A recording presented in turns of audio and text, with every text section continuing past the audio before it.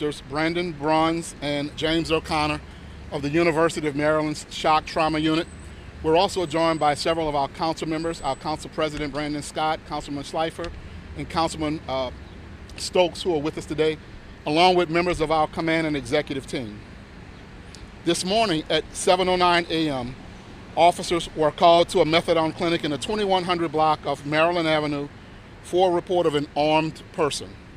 When our officers arrived, they were met by civilians outside who told them there was a man inside with a gun who had recently fired shots inside of the building. The officers entered the location and encountered an armed person.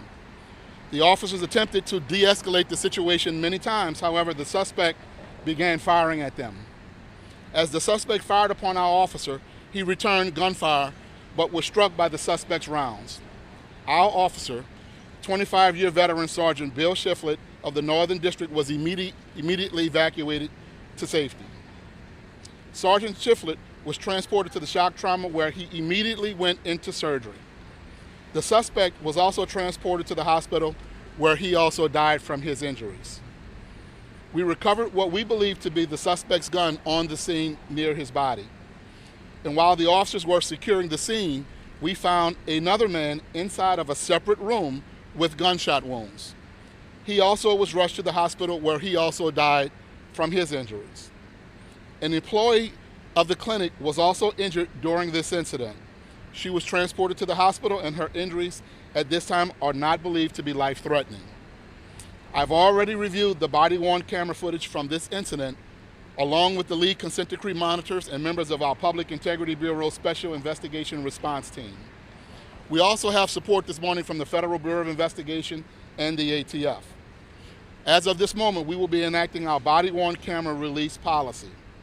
I've had the opportunity to meet with the officer's family, his wife, his children, his sister and brother, and they are doing well. And at this moment, we want to make sure that our thoughts and our prayers are with our officer for a speedy recovery. I also like to really acknowledge a young officer in our department who pulled the sergeant to safety out of gunfire and put his own life in danger to rescue his supervisor and pull him to safety after he was shot. And so we want to make sure we acknowledge that in a very public way, that this was a dangerous situation that could have been far worse for our officers, but they showed extreme courage, extreme bravery, and extreme professionalism, all of which was captured on body cam video. So at this time, I would allow our doctors to say a few words, and then we'll allow our council president, council members to say a few words. Good morning. The officer arrived. He was awake. He was talking. He was complaining of abdominal pain. His vital signs were normal. His exam was suggestive that he needed an urgent operation, and he was taken to the operating room by the trauma attending, Dr. Bruns. And currently the patient is going to be coming out of the operating room and going to the intensive care unit. We took him emergently to the operating room. The operation has concluded. He is currently in stable condition and will be in the hospital for an unknown amount of time. Thank you. We know that the job of our police officers is one of the toughest in the country. Today, Sergeant Shiflett and his fellow officers are heroes. They ran into a situation that they know could be deadly for themselves, but they show extreme courage and what we demand of them every day to protect the Baltimore citizens of Baltimore.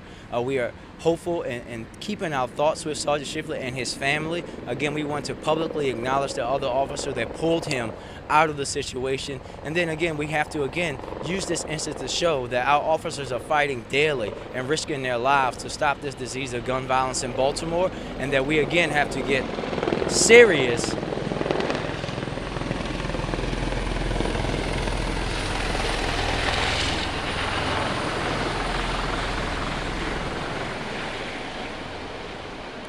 And this incident, again, highlights the seriousness of how we have to deal with the flow of illegal guns in Baltimore City. So this is a day where we have to recognize some heroes and recognize the things that they've done and what they do every day to keep Baltimore safe. Thank you.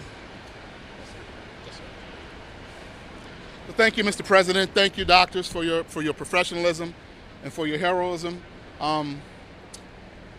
This is, because this is a police-involved shooting, it is now under an internal investigation.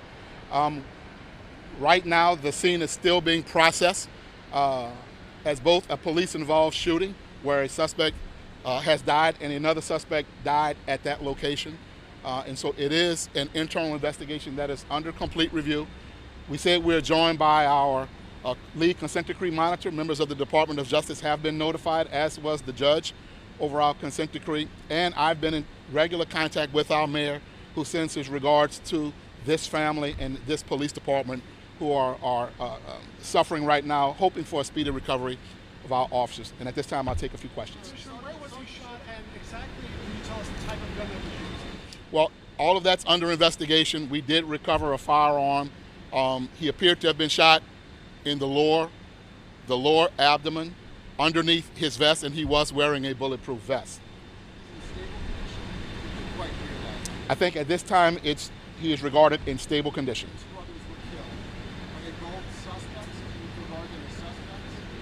The person who our officer engaged was a suspect. We found another person who had been shot from gunshot wounds in another room on the other side of the building. We only fired at one suspect.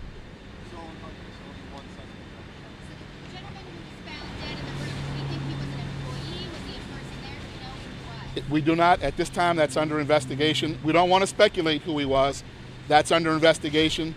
But we only encountered one suspect who fired at our officer, and we only fired in one direction at one person. So there was some officers that went to the high-rise next door after the scene kind of calmed down a little bit. Was that the suspect? Those are questions we are asking to get those answers as we speak. I really don't know. She had some blood on her. We were able to see that on body camera, but she's being treated, and I'm told it was believed that those injuries were not life-threatening. Can you release the information on the officer who pulled the sergeant to safety, his name, or how long he's been on the force? He's a young officer. We'll be releasing that as well. How many Yes. years did the sergeant have on the job? 25 years. Can you tell us a little bit about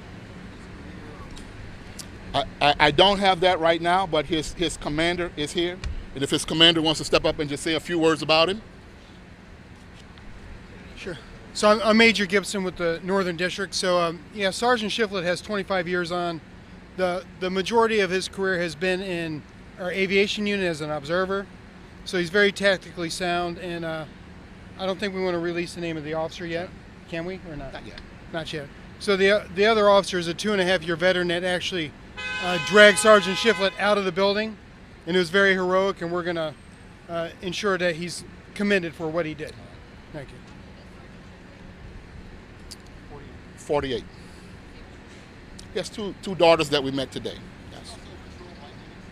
I'm sorry? Yes, Was he armed with that gun as he walked in? he was.